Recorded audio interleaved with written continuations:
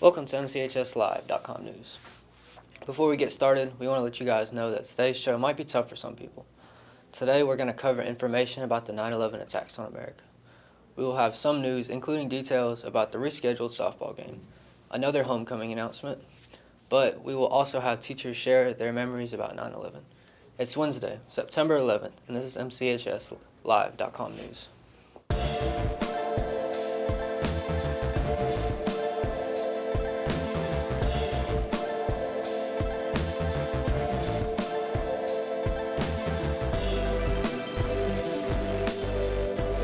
"18 years ago today, America was changed. There were multiple choreographed attacks on our country. The effects of the attacks on 9/11 still impact everything that we do today. Did you know that prior to 9/11, when you took someone to the airport, you could walk with them all the way to the plane? Also, you didn't have to take off your shoes, belt, and watch on the way to the plane. Air travel wasn't the only thing affected. 9/11 was a huge event, and who better to tell how huge than our teachers? We asked many of our teachers one question: where were you on 9/11? Here are some of the responses. September 11, 2001, I was over at the old high school, room 216. Colonel Donnell had come up from dungeon and he had said, "Hey, turn on your TV, Bill, see what's going on in New York." Turned it on, CNN. The tower was, smoking. He was telling me that it was probably just a small aircraft that looks like no way pilot error, maybe had a heart attack. And next thing you know, that second plane flew in and both of us knew something was going on. I was in my classroom in first block at Heritage High School when I heard about 9/11. The teacher next door came in and told me to turn on the news. And my first thought was my family. It's just a day I'll never forget. My daughter had just been born. And all I could figure was, how's this going to end? And it was very emotional for me because that afternoon at 4 o'clock I had a flight out to New York to go to a press conference that all the Ritz-Carlton PR directors were doing at one of the Trade Center towers. So while I was not there, I would have been there that afternoon. We're actually on an airplane. We took off from Atlanta in between plane 1 and plane 2 striking the towers. 9/11, I was standing in front of a classroom for the very first time. I told you. And so I turned on the news immediately and we watched as the second plane hit the towers in New York. And I turned to my students and said, "Yeah, that's not Atlanta. Your parents are all okay, but that's New York City." And usually we'd have MTV on the screens and everybody was watching the news. And I quickly got up to speed with it. And I remember one of the first things I thought was seeing the plane in one of the towers, thinking, how are they going to get that thing out of there? One of those days as a social studies teacher, I knew that we were living history at that moment, and so that therefore my newspaper collection, because I knew that this would be an important date in U.S. history. Today, take a moment and remember those that lost their lives on 9/11. We will have more 9/11 memories later in the show. Now, let's see if the weather is going to give us any relief from the heat anytime soon, as we head into our weather center. Good morning from the MCHS Weather Center. Today will be mostly sunny with a high of 95. Winds are calm. Sunset is at 7:47 p.m. High temperatures will remain throughout the rest of the week. Athletes and band members, remember to stay hydrated. Have a great day and go Dogs.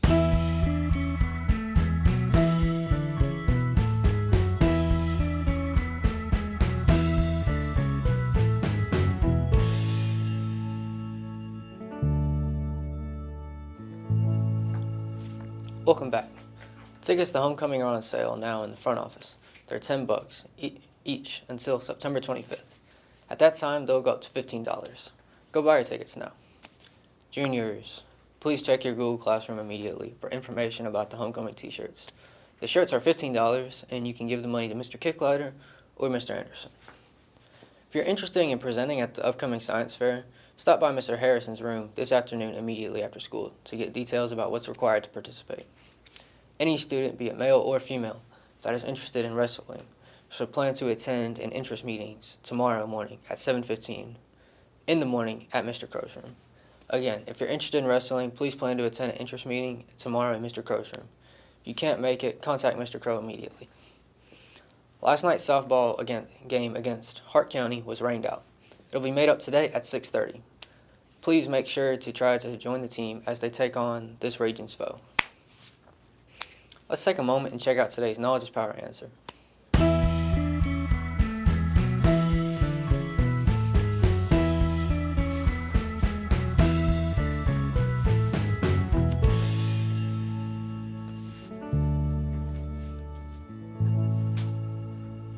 Welcome back. Out of respect for class time, we will conclude today's show at this point. We're going to pause for a bit, then we're going to share more of the 9/11 memories from our teachers. If you're interested in watching all these memories, stay tuned. If not, have a great Wednesday, and go Dogs.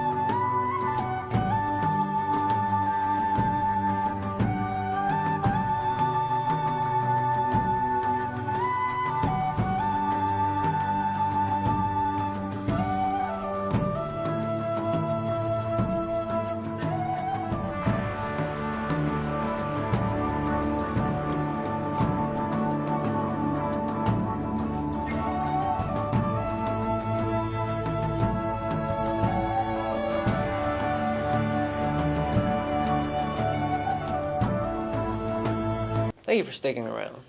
9/11's impact is felt every day and in the lives of the memories of every American alive at the time. There were thousands of lives lost during the attacks, but the country united like only felt once before. Like Pearl Harbor attack, 9/11 showed the resolve of a nation built on shared trust and freedom. Here are some of the memories from our teachers. I was working as a news reporter for the Griffin Daily News. I had covered a late meeting the night before, I think a Board of Education meeting, and so I was coming into work late, and I was in my car and got a phone call from the editor who said, "Hey, where are you? We need all hands on deck here at the office." And I didn't know what she was talking about because I hadn't watched the morning news, and then I turned on the radio and began to hear all the reports and was, of course, stunned like everyone else. I remember it fairly clearly. I was on Highway 155, about to cross under the Interstate 75 overpass there when I really was paying attention to, oh my gosh, this is crazy what has happened, and this is horrible. We still use this example as it's called a flashbulb memory in my psychology class, a vivid emotional memory of something unexpected that sticks in your mind really clearly. So. I was in Miss Gresham's 6th grade science class. I had family in New York at that time too, and like a lot of kids, I got checked out that day right away and went home. On September 11th, 2001, I was in the 6th grade. I was in Miss Dent's science class, and I remember she turned on the TV in the far corner of the room. It was one of those little tiny box TVs, and I remember watching the news that morning. We're actually on an airplane. We took off from Atlanta in between plane 1 and plane 2 striking the towers. It was pretty surreal. We didn't hear about it until we had just gotten to cruising altitude, and they came over the intercom and said that all U.S. airspace had been closed and that all planes were being grounded. And it was really scary because we didn't know exactly what was happening, and we were getting bits and pieces of information. And we got on the tarmac. They ended up landing in Orlando, and we were there on the plane for 2.5 hours before we got off because there was just so much happening. And I learned later that a friend of mine who's a pilot said that all U.S. airspace had been closed within 43 minutes, that every plane had been down after they had closed the U.S. airspace, which was kind of interesting. So we get on the tarmac. 2.5 hours later, I learned that they were letting off plane by plane. And so again, we're hearing bits of information that the bomb had gone off. Nobody knew exactly what had happened. Well, we get off the plane and they tell us, do not stop to tie your shoe, don't stop to go to the bathroom, you go straight to get your bags and you get out of the airport. And we were thinking, what is going on? So we get off the airplane, and as we're walking out, there are U.S. armed guards there with their AK-47s, and they're guiding everybody off. And it was the most intimidating thing to think at that point that our country was at war. That's what it felt like.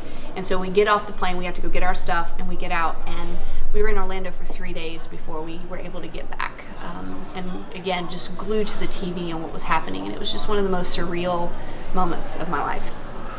I was getting ready to go to work, and I saw it on TV. I saw the whole thing unfold, and it was pretty mind-blowing. I can tell you no one knew what was going on at that time.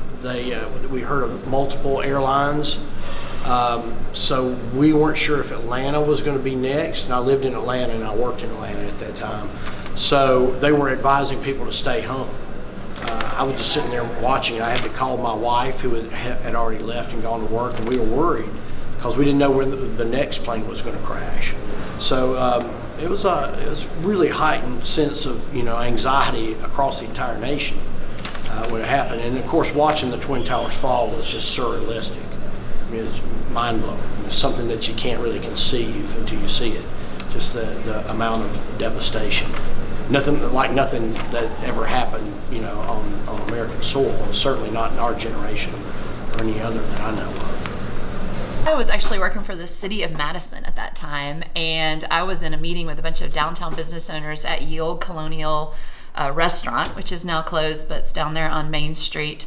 And we were talking about downtown business, and one of our business owners came in who had actually, we found out later, used to work at the World Trade Center in New York. And she came in and she was crying, and she said that a plane had hit the World Trade Center, and we were all sort of confused, and we thought maybe it was a small plane, and we didn't really talk about it very much, and just were feeling bad for our friend who had worked there, and she was worried about her old coworkers.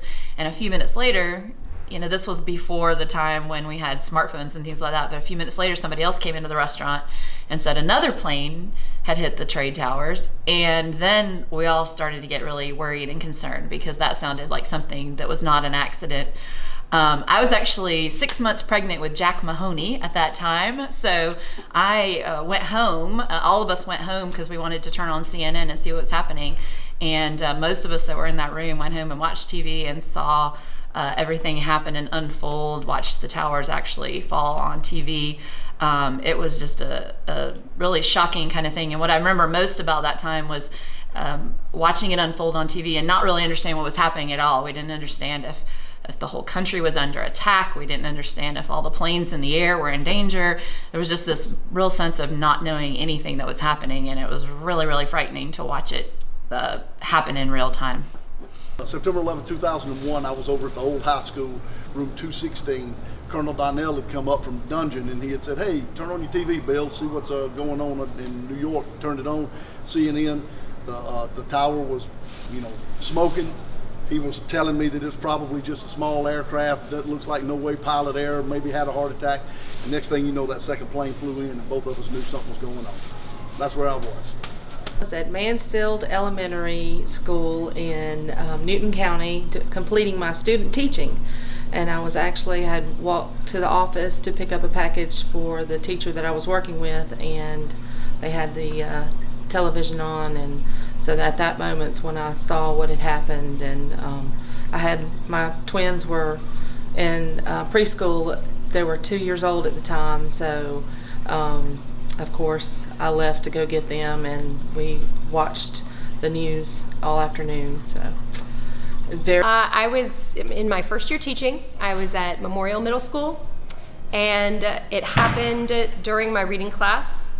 And as soon as my reading class ended, those students left, and my 7th grade students started coming into the classroom, and several of them were really panicked and saying that Atlanta was being bombed.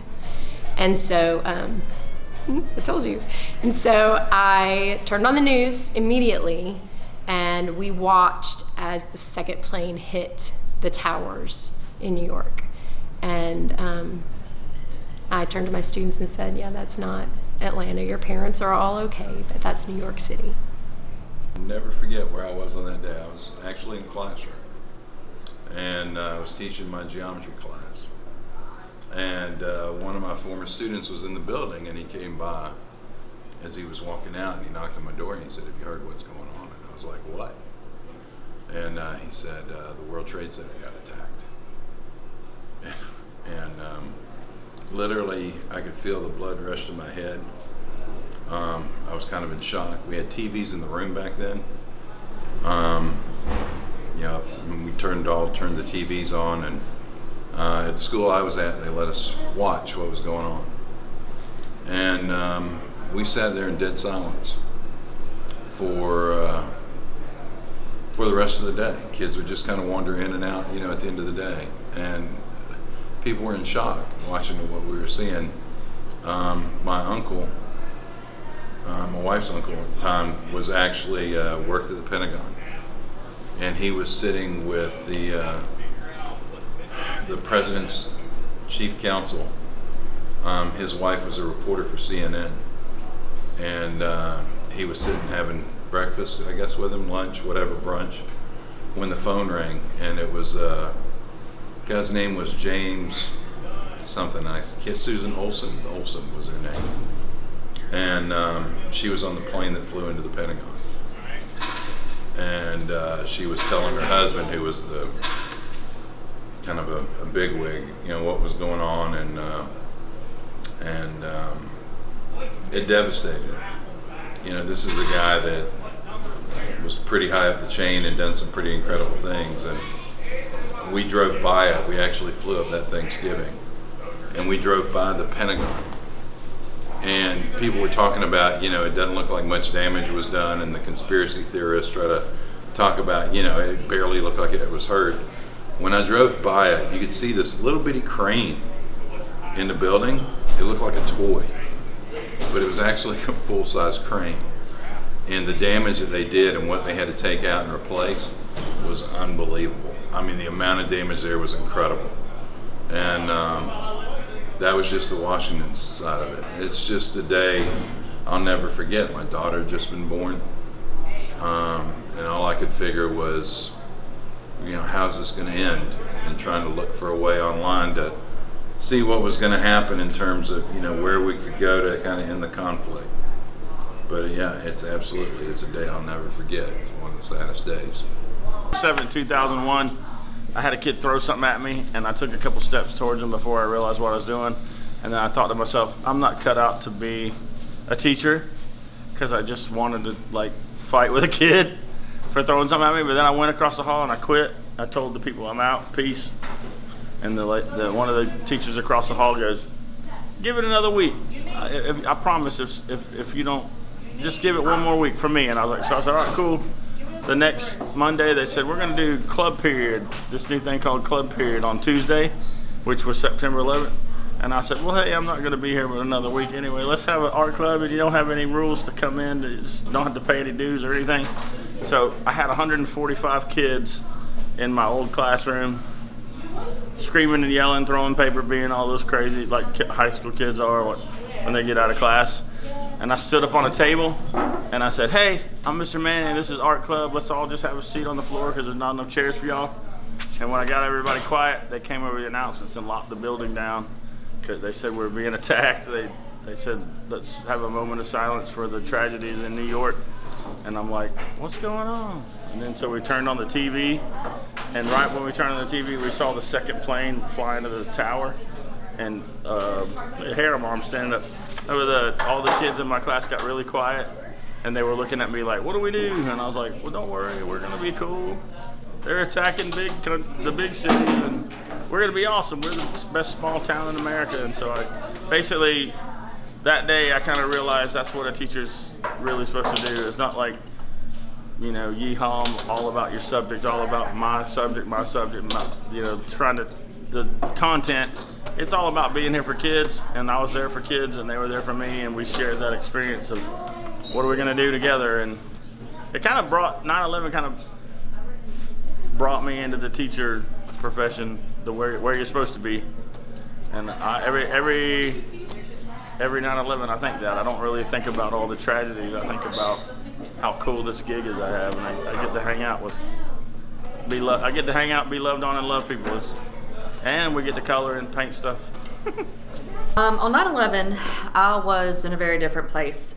This is my second career, so back then I was working at the Ritz-Carlton Hotel Company. I was a PR director there, and my husband was working at Coca-Cola in Atlanta, and the news came out that that the first plane had hit the first tower, and it was very emotional for me because that afternoon at 4 o'clock, I had a flight out to New York to go to a press conference that all the Ritz-Carlton PR directors were doing at one of the Trade Center towers.